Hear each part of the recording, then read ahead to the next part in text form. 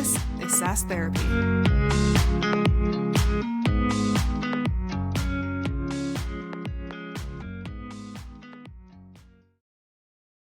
Hello, everyone, and welcome to another edition of SaaS Therapy, the show where we help you save your most important business relationships, your customers. I'm Todd Kirk, your host. I'm joined by my co-host, Casey Trujillo, and he just pointed out that I am very much in the burnt orange today. I'm sorry about that, everyone, if you're watching this. But it's getting closer to football season. And so I feel like I'm in very good football colors. So that's good. Okay. I was just going to say you dressed yourself. There was no partner assist on the. That's true too. I would not say this is a spouse approved outfit. Yeah. This is Todd Kirk living out of the house of his parents while his house is being remodeled and the chaos of summer life. I think that's what we're wearing today. Yes, that is accurate. That is accurate. But Casey, we're joined today by a phenomenal guest I'm excited to have on today, Allie Hartman. Welcome to SaaS Therapy. Thank you so much. Thanks for having me. And now, I was Allie, going to say the orange works for one of my company's colors. So that's perfect. Actually, I was going to, instead of me, maybe since you teed that up, instead of me introducing yourself, maybe why don't you go ahead and tell our audience a little bit about yourself and your background? Sure. So my day job is as the AI transformation project manager and change lead at Agile One. We are a company that is in the talent, intelligence, and workforce space. So we do everything from recruiting and staffing, consulting, technology, everything that has to do with the workforce, basically, and work solutions. And so I help run all of the AI projects and work there, both internally and with some external clients. That's my day job. I also just started my company, the Change Curiosity Lab, where I am bridging the gap between technology and humans, leaning in on the human side because my background is actually in change management. I also sit on the board of directors for the Association of Change Management Professionals globally. And I have some change management credentials. I am a certified change management professional, a master change management professional. And so that's really my background. And then, of course, in the last few years, AI has come into that space quite a bit too. So I really find myself at the intersection of AI, data, and change on the human side. Has there been any accidents at that intersection? Never. Probably. It's AI, probably. Well, Allie, I'm gonna start out with probably a little bit different than maybe you've ever been interviewed in something like this. I'm gonna take a different approach at the beginning, and then we're gonna get into all the fun stuff, and we're gonna geek out and nerd out on all those wonderful things that you're talking about. Do you find that with this background in change management, are you able to help people personally change in their life outside of technology? Now, I'd say... that makes sense. What I'm asking is we Yeah. talk about change management and the whole purpose of change management, and we hear it in a business talk, right, is how do I get a user to change their behavior in regards to technology? Have you found that those same principles apply in my personal life? If I'm not motivated to be healthy and I want to start to get healthy, do the change management principles apply to that? And do you feel that being someone that's in change, that helps you be curious in all aspects of change? Or you just beat yourself up because you're like, I should know better. I should be able to change in any aspect of my life. I'm curious. I want to take it from a personal perspective as we begin. We always start with business and tech talk and things like that. Let's talk about us here for a second. What's in it for us? Allie, what do you think? Yeah, for sure. My husband often will be like, are you change managing us right now? What are you doing? I'm trying to, I do a lot of coaching with my children. I'm doing little kind of micro habits and prompting along the way. So absolutely, it plays into my personal life. I'm very self-aware, empathetic, and I think those are a lot of kind of those underlying change skills where you're just understanding what that human is going through. And it definitely makes me a better parent, spouse, friend, daughter, all of those sorts of things because you have that human lens on everything you do. And so, I can also quickly call out hey, it would be really cool if they had a change manager on this project or this technology or this new app change or, whatever. I was just talking to my husband about some tool that his company is rolling out. I was like, sounds like there's no change in there. And so it definitely intersects with every part of my life. And I think that plays to other people too, because there's that underlying, motivational factor that you want to change. You have to have that motivation. You also have to have the ability to change. So if you want to get healthy, you need access to healthy food. You need to be able to at least, have the physical capabilities to maybe move your body to get healthier. So you need that ability in some way. If it's something in a technology space, you need the training and the hands-on experience. And then you also just need those little kinds of pieces of reinforcement to help you sustain whatever that change is. So if it is staying healthy, you need the little rewards when maybe it's look on the scale, maybe it's you're stronger. And so you lift your kids more easily or you're lifting stuff more easily, whatever that kind of success factor looks like for you. And so you need those little pieces to kind of nudge you along the way. And you need that accountability by others to say, hey, maybe there's a different choice you could make here. And so I think those are underlying change mindsets and behaviors. And then I think as change practitioners, we often are the ones who are building trust with our, stakeholders or sponsors, our end users, in the same way that you're trying to do that with your family and friends, to really understand and listen to them and hear what they're going through and to help them through that transitional phase of from whatever is old through to whatever is new, whatever that change looks like. And that can be a technology change, that could be a cultural change, that could be a change in, school, that could be a change in a job, that could be moving, that could be, changing your phone, like any sort of thing. We're going through change all the time, whether it's big or small. And so to have those kind of underlying truths as a change person, I find that I'm always applying those kind of strategies throughout my day, and to the point where my family is like, stop change managing me. Although I'm trying to move away from the term really change management to change empowerment, is because we're all doing those things all the time. And you're able to become healthy because you want to. You don't need a person there, kind of prodding along. We're really here to help empower everyone else around us to help make those changes in their lives and whatever that change is.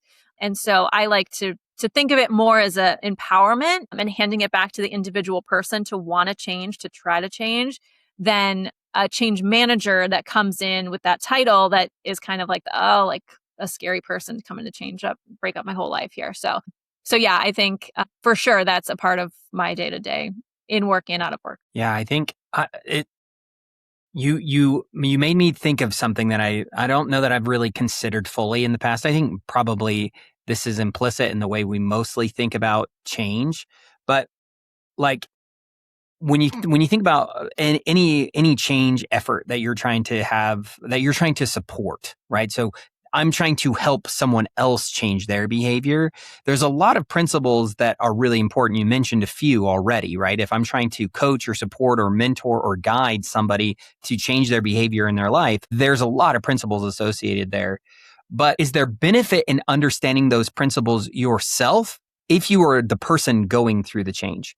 Meaning, I think oftentimes you can get someone to change their behavior and they don't understand at all the science behind what actually caused them to change that behavior. But is there benefit in understanding that behavior? Because that's something that, like, for yourself individually, right? Like, you understand these principles, and apparently your husband does too, because he feels like he's being change managed a lot. But in this concept, is there benefit in the person going through the change or being asked to go through the change to also understand those principles? Or is it like totally fine for them not to? Yeah, I think that's part of that kind of change management to change empowerment piece that I was just talking about, because you're really handing over the reins to the people going through it, because it's going to look different for every single person. Now, for some kind of, maybe it's technology change, maybe it's whatever, you just need them to do that new task in a new way. And so it maybe doesn't matter so much that it's like, hey, instead of clicking that button, you click this button, or it routes this way instead of this way. And if it's more of a bigger behavioral change that you're looking to do with the person, you do want them to understand that you're also a human trying to help them along the way. And so by understanding kind of those change principles, you're maybe more open to hearing and having a discussion about the change versus just saying, here's a new person that's trying to make me do something. But if you're really understanding, like, hey, I'm trying to help you move to the future and the new way of doing things that would be beneficial to you in the long run, because it's going to save you time, it's going to save you energy, less errors, less back and forth handoffs, all of those sorts of things. If you understand, hey, this person is actually here to help me shuffle through this journey that we're on, then it'll be a better relationship between you and the end user because they understand your purpose and goals versus just, hey, here's a new person that's trying to come in and change my life. And so I think it is helpful for most changes, especially the bigger transformation type changes, for everyone to really understand what those kind of behavioral science-based things are that are going on, because it also will apply, like we said, outside of work. So if if it's on the weekend, you're not going to ping your change manager and say, like, hey, help me do this thing, I don't know how to do it. You're going to come up with new reasons. You're going to go to your family. You're going to ask AI. You're going to do all these other things.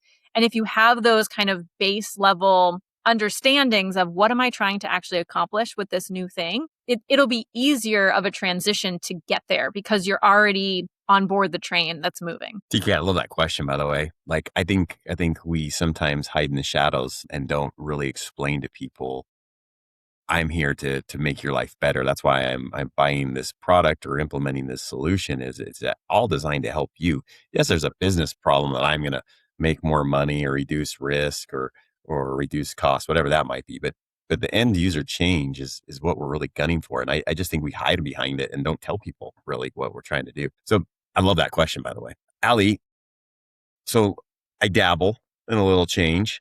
ProSci is what I followed, and they have that ADKAR model, right? Of, hey, I first got to make users aware of why they would want to change, and hopefully that creates a desire. And then if I have a desire, then I want to know. So that's the knowledge part, and then the ability, and then the reinforcement. From a change management standpoint, what's the hardest component of change? Is it just getting users' attention because we're so freaking busy all the time? Is it helping them create a desire? Is it now knowledge transfer because there's so much knowledge coming out everywhere?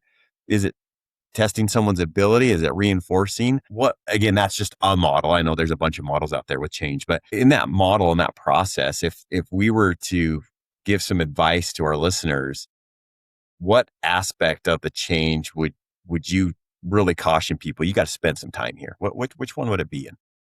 Yeah, that's a really good question because just like you mentioned, there's stops and blockers along the way that you could identify. And, the thing with change and enterprise change is that it really comes down to the individual. And so any individual could be stuck at any one of those places. Maybe they weren't aware of what was happening because no one sent the email or they weren't included in the all hands. Desire, I think, is probably where I would vote, because you can't necessarily help that so much from an external perspective. You can give them the benefits, you can give them the what's in it for me, you can give them all the things they're going to get out of this new thing.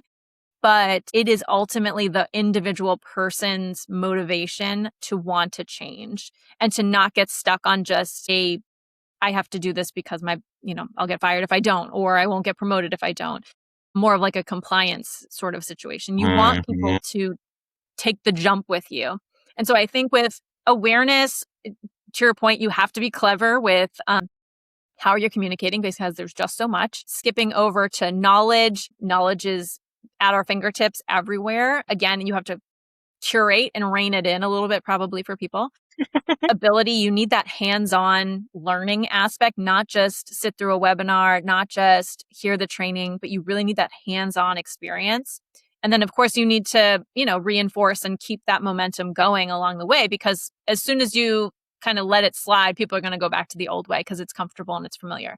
So I do think probably desire and that motivational factor is probably the hardest because it's so intrinsic almost, because it's, you can give them all the tools to help them move them along, but ultimately it's going to fall to that individual to want to do the change and to get on board. So I'd probably say that's the hardest. Although, like I said, you've got kind of potential blockers along the way. At Yeah. any point of that, you may have to be clever, especially because there's just so much change all the time. And so you're constantly sitting in some different spot. Here I'm in awareness, here I'm stuck in desire, here I'm over here in reinforcement. There's so many pieces moving. And so I think desire is also the one that maybe gets stuck with all of that change, where you're like just fatigued and you're just like, I can't learn anything. I am just so overwhelmed. And so I don't want to do this other one more change to the task. So I would kind of stick with probably the desire motivation side being the heart of it. I was hoping you were going to say that, because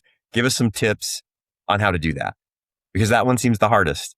So Is there any stories that you could share and how you've seen people do that? Because again, the desire is, like you said, it's from Todd having that desire to change. So any best practices, stories you could share with the audience to say, hey, if you feel like you're getting stuck and helping people have a desire to change, here's some ideas, or here's a story that you might want to reference?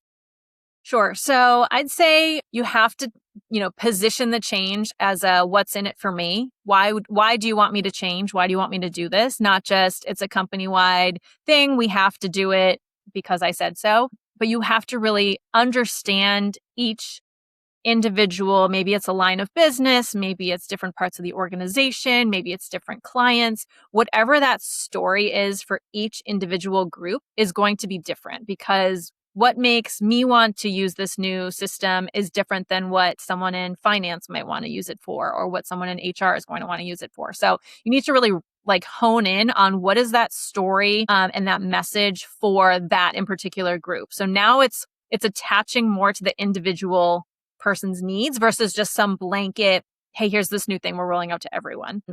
I would consider, what are the true benefits for that group? Again, they're going to be different. So maybe it's time savings. Maybe it's productivity boosts. Maybe it's better ideas, better quality. Maybe it's fewer handoffs. Maybe there's some automations. All of those sorts of things you can curate into a story about why this is beneficial beyond just the company's bottom line. And especially when we think about AI, a lot of the conversation is, hey, we're just going to automate this part of the role or the task or the job or the tool. And when you start to talk about just productivity or efficiencies, people's alarm bells start to go off in the back of their head to say, that means job loss. That means my job is changing drastically. That's going to affect my life.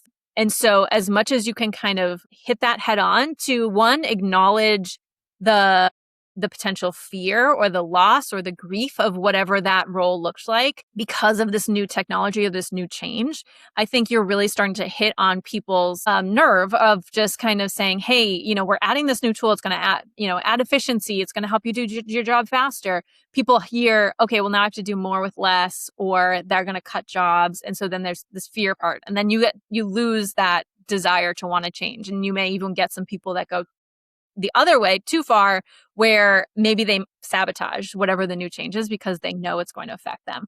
So I think hitting the fear aspect or the loss head on and not kind of beating around the bush is super helpful. Listening to people and hearing their concerns and then really acting on them, whether it's in a communication, a training, an all hands, in one-on-one coaching, all of those sorts of things, to say, hey, I hear you. You're concerned about this. Here is why we're doing this. Here is some piece of the puzzle that you still have control over. If a person is invited into that change and helping to co-create whatever the new solution looks like, they're going to buy in and want to share that with others if they have kind of a piece of the pie and piece of skin in the game. So I think the more you can really listen and understand people and bring them along the journey with you and not just having change thrown at them constantly, you're going to get people to understand, okay, there's a bigger purpose, and that will that new productivity, efficiency, whatever, that now allows me to do the stuff I actually want to do and not just these boring tasks or these low value or low impact tasks that I have to do. And now they understand, okay, I see why this is a bigger purpose beyond just the company's bottom line. It's for me personally, I am going to gain XYZ out of this thing. And so then you you can meet them where they are, you listen to them, and then you help them understand and co-create with them along the way so that they have the desire and are also sharing it out to others to try to bring maybe other resistors along the way with them. I love that. I think a lot of times we tend to want to paint the most rosy, optimistic picture in the entire world with a change initiative. And oftentimes people just sniff that out as something that you're trying to feed me. And it actually can undermine and erode the trust that you're actually trying to build. So I love that point about being honest and transparent and addressing the fears head on rather than just trying to diminish them or hide the fact that those fears are there. I think that's really, really meaningful. I think that the point there around like desire being difficult is a really interesting one. And I loved your comment about like, well, what do you do when someone has desire, but they just feel fatigued or they feel tired? Like maybe they believe you that it's beneficial. Maybe they believe you that it's going to be helpful. But at the same time, like I look at my own life, right? I'm in meetings with clients all day. I'm recording podcast episodes. I'm trying to get a report out to a customer from 2 weeks ago or whatever, right? So my life is so busy and so burdened with all of the things that I have on my plate right now that even if I do believe that this initiative or this idea or this new technology is going to be meaningful to me, I still have to somehow figure out a way to work that in with all the other priorities that are on my shoulders already. And one of the things that I think is there's a really I've always been a really big fan of the framework UTAUT. I don't know if you've ever heard of that. It's the Universal Theory of the Adoption of Acceptance and Usage of Technology is what it stands for. And it's just a bunch of academic theory that has been studied a lot around why people are willing to buy into technology. And the core idea at a high level is that people change when they intend to change, right? Which means desire is the most important kickstart. If I can get you desiring to change, that's really important. And there's all kinds of mediating factors for that, right? Like I think it's going to be valuable. I think the effort is worth the value that I'm going to get out of it. I see my peers doing things that all has a big impact, right? So my peers and my champions and social pressure is all going to have an impact.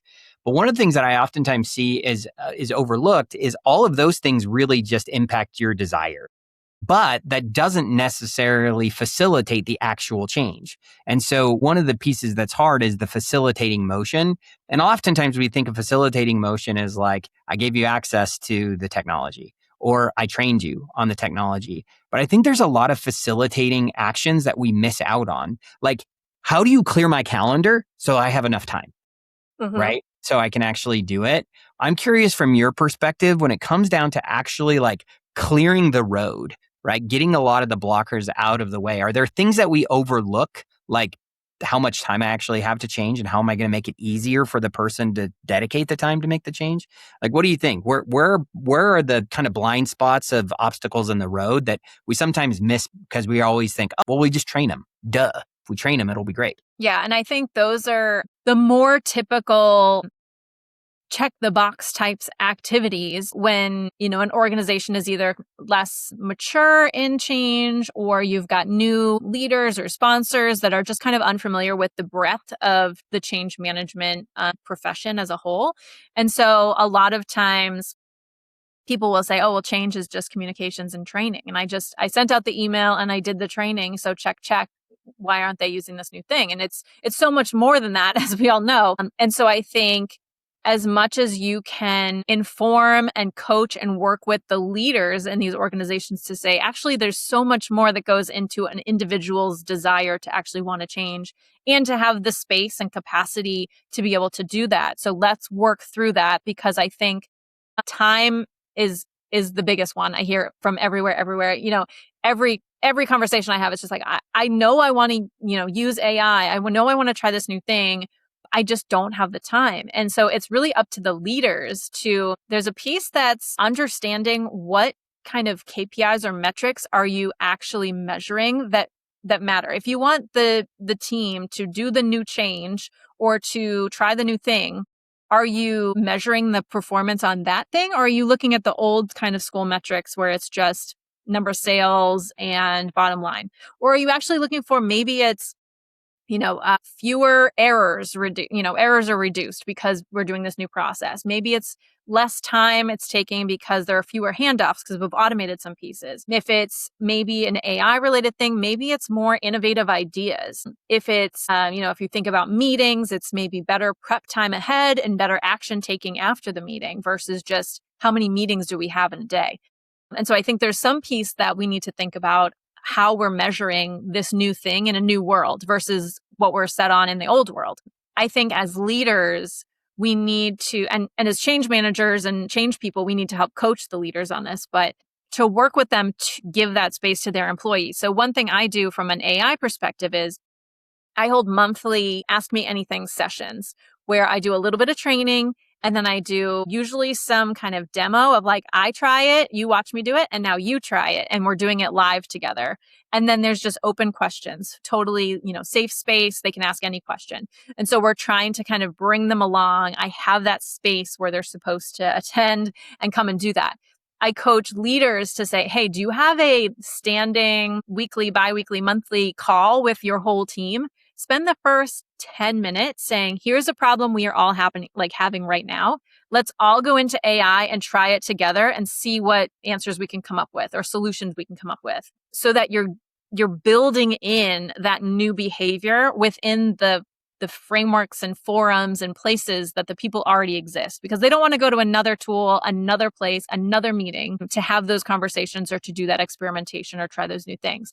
You want to try to embed as much as you can into the existing places. So if that's already a standing meeting with your boss, if that's on a certain SharePoint site, if it's a certain tool, help do those things right where they already are. And then give them really the tools that will make them successful. So that kind of hits on that ability piece.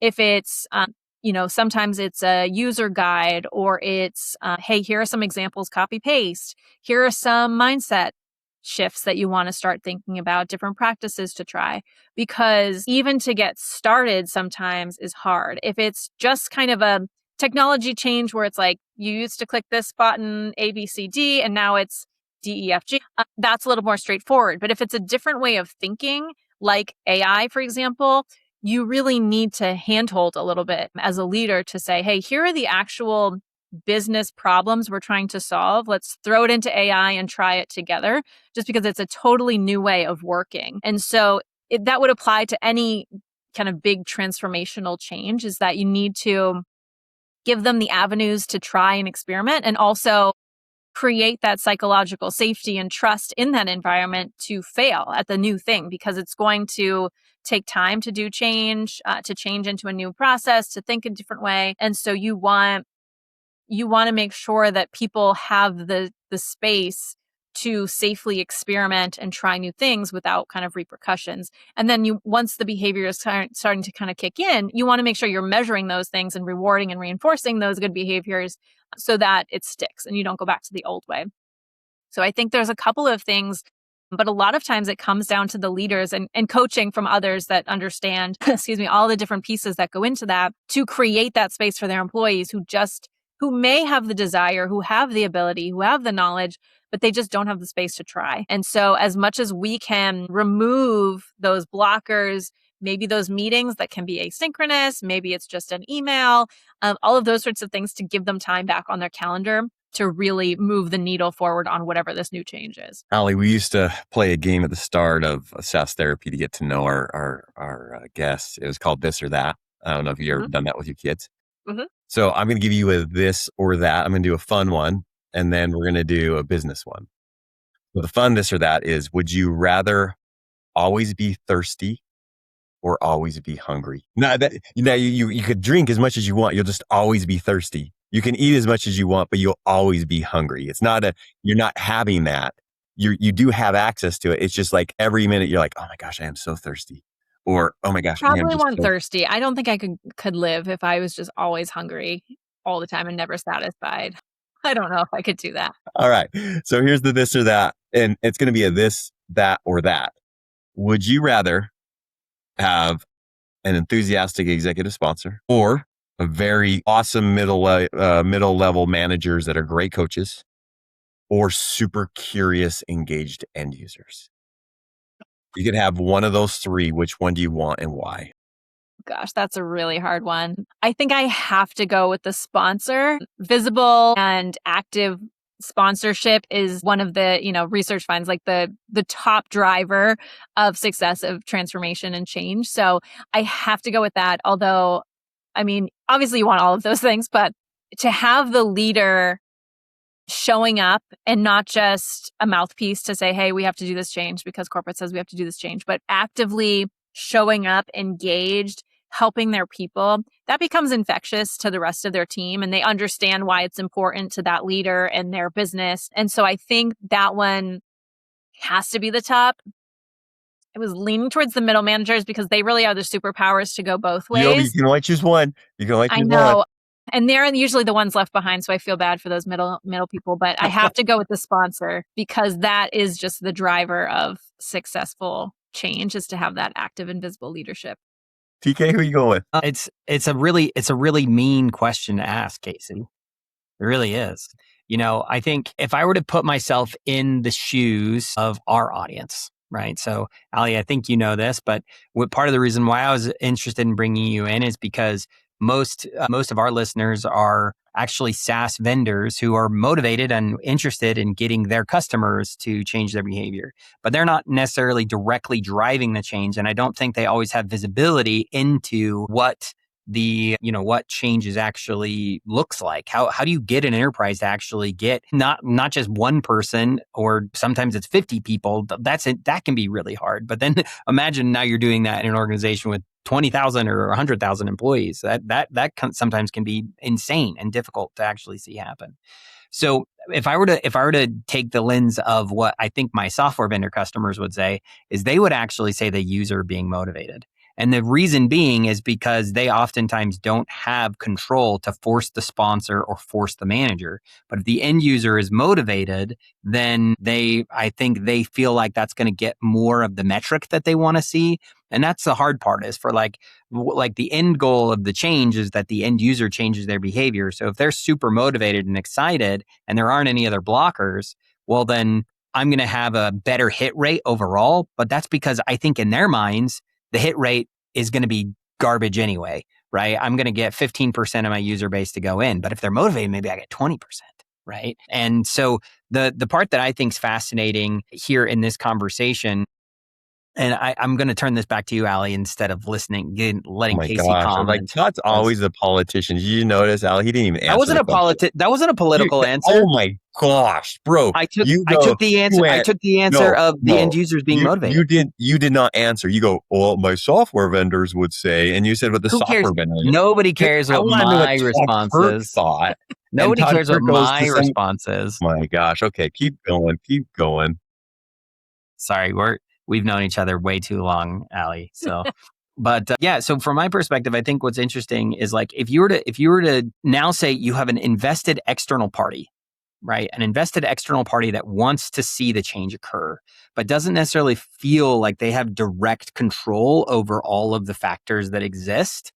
What advice would you give to them to try to help the organization change the behavior, right? So let's say you mentioned SharePoint earlier, right? So I'm a Microsoft rep and I want to drive Copilot adoption internally. What would you recommend they think about to try to make it easier for the customer to be successful? Sure. So I think, again, it's building that trust with the sponsors, the people that you are actually talking about, the leaders. And I think giving them the tools in the language that they are going to speak in. So if it's, a C-suite leader, they're going to think about the bottom line. They're going to think about, the investment, what the return is. But as more, you could, partner with the sponsor at the organization to help them understand that the users want to click the buttons after you've set them up to be successful to click the buttons. So I think you have to kind of give them dual lenses a little bit. Part of it is going to be, hey, to talk to your CEO, CFO to get this new product onboarded and things like that. But then another aspect is, and here's the kind of conversation you have with your end users to get what they're looking for. And so they don't care about clicks or, things that they're doing. They want to get the thing done faster than without it. They want to get to the other parts of their day. And so I think there's like a dual purpose here of where you can partner and also, use benchmarks or other client stories, success stories. People love to hear what a other company did or what their competitor did that's worked, so that they can sell it up to whoever holds the purse strings. And then also in a way that hits those end users, because for the SaaS company, say, they're looking at those clicks and usage. But from us as a change perspective, the actual clicks of the button don't necessarily mean the tool is adopted or the change has happened or the behavior has changed. And so it's kind of one of those discussions about, again, like new metrics that maybe would matter. So, from a SaaS company, third party perspective, they want to see the usage, but the end user doesn't care anything about that. They want the thing done faster and better. The middle manager wants the least kind of chaos. They want the thing to just go, so they're not getting questions from this way or this way. And then the leader wants to understand, how does the person at the bottom who's using and clicking this button, how does that contribute to our business outcomes that we're trying to drive towards? And so there's multiple kind of lenses to think about, what does success look like for each of these different groups. And so if the third parties can help with that discussion based on other benchmarks or other customers or things like that, and help really partner to understand that person's business or that company or clientele or whatever it is, to understand, how do I partner with this person to make them successful so that it's beyond just the clicks or the bottom line. It's somewhere, across the spectrum, kind of hitting all those pieces, and that storytelling aspect, to make sure that, all of your customers are successful because they're, one, clicking the button, so that helps you, two, they're actually getting the process completed faster with less errors. That's helping the middle. And then the higher level, it's actually getting the return, and we're, making more sales, or we're having fewer errors that are, causing fewer IT tickets, or whatever that looks like from a kind of data metric perspective. So Allie, I'm a big believer in change. I love it. I think it's so great. I'm talking to the salespeople that we have that listen to this podcast. One of the things that they get concerned about is, I'm just trying to close a deal. So when it comes up to introducing change management and saying, hey, you need to also invest in this and be aware of this, they don't want to do that. And sometimes they've been told not to do that because our product's so simple. Everybody will just adopt it. It's just fantastic. And you don't even have to worry about this. One of the pieces of advice I give when a customer says, hey, so how do you do training? I always like to reply back with saying, hey, I know every customer is unique, and I know your company is unique. What have you done in the past to help you get the results out of the technology change? What have you seen be successful there? And then I'll give you some of my recommendations, but I know every customer is different. I think off of that question, you get people that actually tell you where they sit with change management. Like, do they invest in it? Do they not invest in it? Do they see it important or not important? And then you can be the expert and say, okay, here, verticals like you, I see this is what they do inside of this. So who's going to be our executive sponsor? That's number one, and then you can get into that. So just a little tip out there to my salespeople that are listening to saying, hey, I love this. This sounds great, but oh man, that's hard to do. I don't know how to do it. That's a simple reframe in how to do that. Allie, with our guests, this is called SaaS therapy because we believe it should be designed to be therapeutic, where people can sit in the pain of other people and say, oh my gosh, that happens to me all the time too. That was so good. And I love that tip that Allie just shared there. So any good therapy session, it always ends with a homework assignment. Allie, what would be the homework assignment you would give to our audience today? If you could make sure and force, not empower, but force people to do this change, what would be the one bit of homework you would give them to go do that? DK wants to ask something. Well, I want to add something to it, because I think if I were to put myself in the shoes of our listeners, they don't always have the chance to talk to somebody who is internally responsible for driving the success of the tool, right? Sometimes they don't even know who that team member is, right? Because they're talking to the CIO, and the CIO isn't telling them about the project team responsible for the change management. So if you take that homework assignment and you could say, if I could, Casey always loves to say, wave the magic wand. If I could get them to do one thing differently, the external, like I'm rolling out this AI or I'm rolling out this new technology, and you have the vendor who provided that technology, if you could ask them to do one thing differently to empower you in your role to help drive the change, or the change manager within the organization, what would that dream thing be that you wish the provider of the solution was doing differently when they interact with you? Sure. So I think one could be to hand off, because I think you're totally right that the vendor is not usually the one talking to a change people person potentially. And so I think handing over beyond just here's the training, here's the guide, here's our frequently asked questions website, something that really gets beyond the button clicking to the real benefits and from multiple perspectives of different user groups or whatever, so that they can hand off, because even, a lot of the companies themselves maybe don't have a dedicated change team, or it's someone that's kind of putting on a change hat at the time. And so I think if there's any sort of almost self-service kind of, hey, here's our toolkit of different benefits for different groups beyond just the click this button and now you know the process. But hey, you're doing this process because it will help you do X. And to have that conversation, because then you're helping empower the sponsor or the leader of that company to understand, I'm not just buying a tool to do XYZ. I'm buying this tool so that my people can now do ABC. And so I think the more kind of dual empowerment from both sides, from if you have a change person and they're able to come in and helpfully do the human side, but if you also have the vendor side helping provide some of those materials beyond just the basic, here is the one training book for the one use case, to think about all of those different scenarios that any leader that is, empathetic and has trust with their team could apply, because I think we're building out really leadership capabilities with change in our space these days, is really making that a leadership capability versus a change capability, and to help empower that leader at that company to say, here is the goals of this company and how I can use it to help my team do XYZ better. I think that is helpful than more than just having kind of the one version of the one playbook and the one training guide. That's kind of just a rinse and repeat from every other potential customer. Man, what a beautiful answer that was. I love it. Actually providing each customer their own toolkit to apply the change in a relevant way that will resonate with their user base. So good.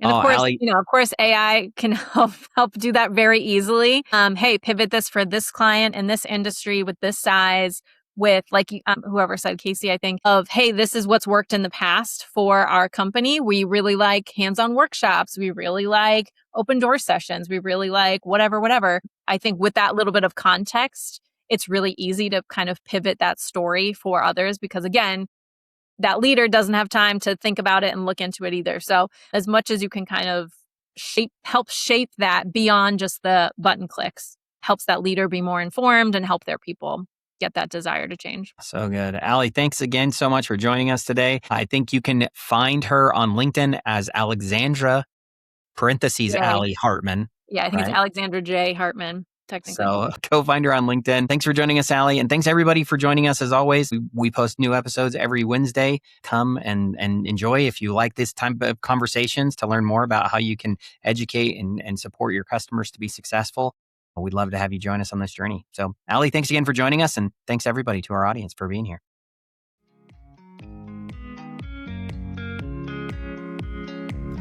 SaaS Therapy is brought to you by Brainstorm, the SaaS platform for SaaS adoption. Learn more at brainstorminc.com.